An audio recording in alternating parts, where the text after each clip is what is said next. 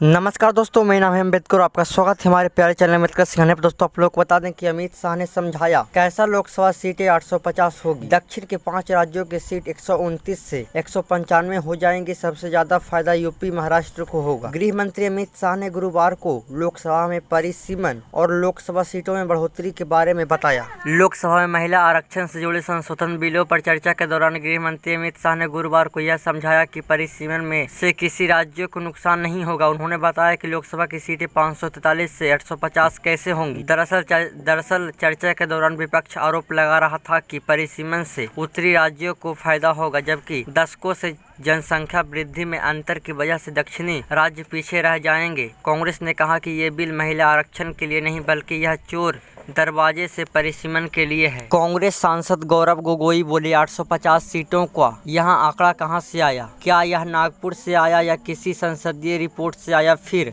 आसमान से टपक पड़ा? अमित शाह ने बताया कि 850 का आंकड़ा कहां से आया। अमित शाह ने कहा, मैं समझता हूं, मान लीजिए 100 सीटें हैं और 33% महिलाओं के लिए आरक्षण देना है। यदि कुल सीटों में 50% वृद्धि कर दी जाए तो यह 150 हो जाती है, और जब 150 का 33% आरक्षण लागू होता है तो यह लगभग 100 सीटों के बराबर हो जाता है। अभी लोकसभा में 543 सदस्य हैं। परिसीमन के बाद सीटों में 50% वृद्धि हो जाएगी और कुल संख्या 816 हो जाएगी। इनमें से 33% सीटें महिलाओं के लिए आरक्षित होगी। 850 एक राउंड फिगर है, वास्तविक संख्या 816 होगी। आप लोगों को यह जानकारी बता दें कि तमिलनाडु की सीटें 39 से बढ़कर 59 हो जाएगी। दक्षिणी के 5 राज्यों की कुल लोकसभा सीटें 129 से बढ़कर 195 हो जाएंगी। उनका प्रतिशत 23.76 से बढ़कर 23.87 हो जाएगा। इस तरह प्रस्तावित 50% सीट वृद्धि से दक्षिण भारत के हर राज्य को अधिक सीटें मिलेगी। तमिलनाडु को 20, केरल को 10, तेलंगाना को 9 और आंध्र प्रदेश को 13 अतिरिक्त सीटें मिलेंगी। उत्तर प्रदेश के बाद लोकसभा में दूसरे सबसे अधिक सांसदों वाला राज्य महाराष्ट्र है, जिसे 24 अतिरिक्त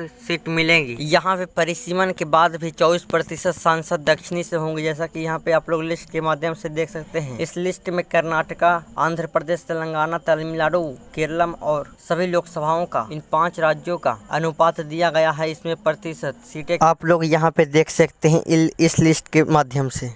अमित शाह बोले, परिसीमन कानून में कोई बदलाव नहीं। अमित शाह ने कहा कि परिसीमन आयोग का कानून पूरी तरह से मौजूदा कानून पर है, इसमें कोई बदलाव नहीं है। इसका चल रहे चुनावों पर कोई असर नहीं पड़ेगा। परिसीमन विधेयक के अनुसार कुल सीटों की संख्या बढ़ाई जाएगी। निर्वाचित क्षेत्रों की सीमाएं 2011 की जनगणना के आधार पर फिर से तय की जाएगी। इन विधायकों के जरिए संविधान के 7वें अनुच्छेद 55, 81, 82, 170, 330, 332 और 334A में संशोधन किया जाएगा।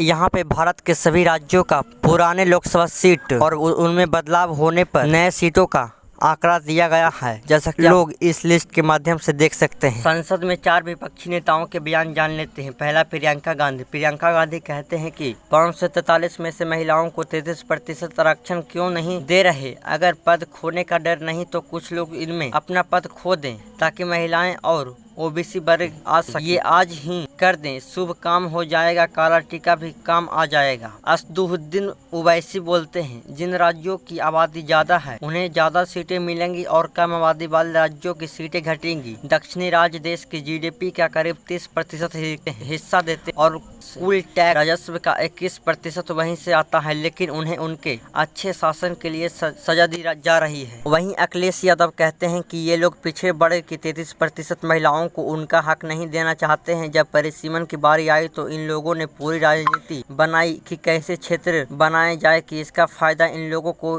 ही मिले। TRW-DM के सांसद बोले, तीनों परिसीमन संशोधन बिल ही सैंडविच बिल है, हम इनका विरोध करते हैं, हमने काला झंडा दिखाया। तो दोस्तों, आज के लिए बस इतना ही। धन्यवाद।